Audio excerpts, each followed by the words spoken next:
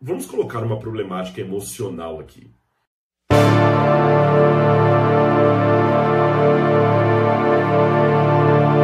Do ponto de vista da comunicação divino-humana, a mensagem foi dada para esclarecer os tempos, a escatologia, para esclarecer a anjos ou a seres humanos? É a seres humanos. Para esclarecer a anjos ou a seres humanos? É a seres humanos. Para esclarecer a anjos ou a seres humanos? É a seres humanos. O Apocalipse é claro. Revelação de Jesus Cristo que Deus lhe deu para mostrar aos seus servos as coisas que devem acontecer em breve. Então ali eu confesso para vocês que emocionalmente falando, no campo das emoções, é um pouco problemático. Eu confesso para vocês que emocionalmente falando, no campo das emoções, é um pouco problemático para esclarecer a anjos ou a seres humanos. É a seres humanos. Porque, convenhamos, quando eu estou falando para uma criança, eu vou usar uma linguagem infantil.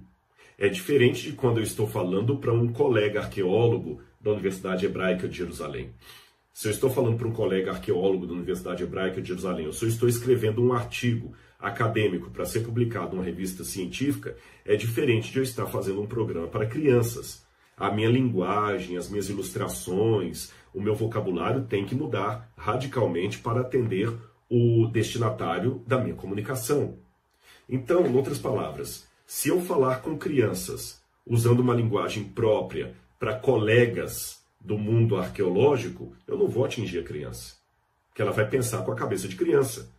Da mesma maneira, se eu falar para colegas do mundo teológico usando uma linguagem infantil, também não vou atingi-los.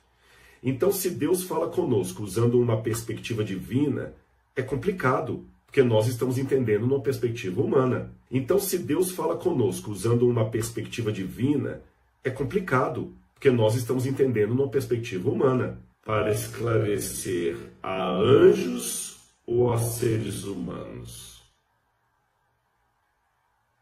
É a seres humanos. E, aliás, no Apocalipse, pegando um exemplo, o Apocalipse fala muitas vezes assim, porque em breve voltarei. Porque as coisas que estão para acontecer, o tempo está próximo. Apocalipse 1, verso 1 já começa assim, né? Apocalipse de Jesus Cristo, que Deus lhe deu para mostrar aos seus servos as coisas que em breve devem acontecer. Em breve. Esta mesma palavra breve, que na verdade é um advérbio de tempo, esse mesmo breve, ele também qualifica a ordem do anjo para Pedro, perdão, lá no livro de Atos dos Apóstolos, capítulo 12, verso 7. Se você vai a Atos 12, verso 7, você vê o anjo chegando à prisão para Pedro e fala assim: Pedro, levanta-te depressa e sai. A mesma palavra, depressa, é a palavra que aparece no Apocalipse. Ora, se o anjo falou, Pedro, levanta-te depressa, é depressa mesmo, naquela hora. Não era para Pedro ficar esperando 2000 anos para levantar e sair da cadeia. Ora, por que no caso de Pedro, quando o anjo falou, levanta rápido, depressa e sai daqui, é uma coisa imediata, e no Apocalipse, quando fala depressa, tem que ser 2000 anos?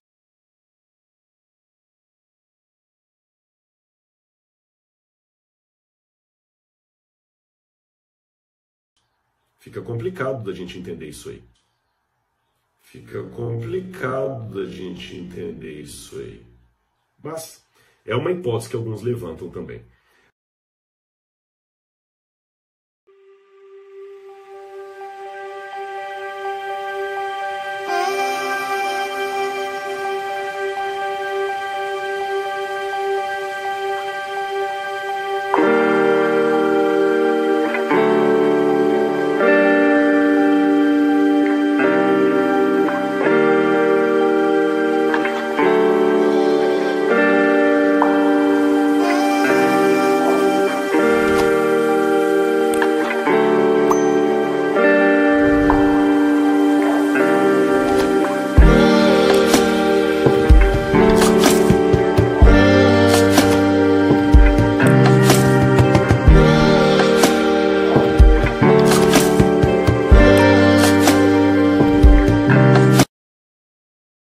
entendi direito.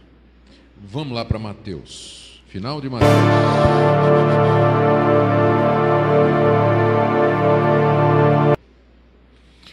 Mateus 24, de 29 a 31. Logo em seguida a tribulação daqueles dias, o sol escurecerá, a lua não dará sua claridade, as estrelas cairão do firmamento e os poderes do céu serão abalados. Então aparecerá no céu o sinal do Filho do Homem, todos os povos da terra se levantarão e verão o Filho do Homem vindo sobre as nuvens do céu com poder e muita glória. E ele enviará os seus anjos com grande clangor de trombeta, os quais reunirão os seus escolhidos dos quatro ventos de uma a outra extremidade do céu. Eu entendi direito, você disse que isso aqui se cumpriu. Eu queria saber se foi isso que você disse, se isso aqui se cumpriu já, e se for verdade, quando isso aqui se cumpriu. Existe uma diferença aqui, o ponto de divisão de Mateus 24 na visão preterista. Muitos dizem que no versículo 34, quando Jesus diz: em verdade vos digo que não passará esta geração sem que tudo isso aconteça, aqui é o ponto de divisão.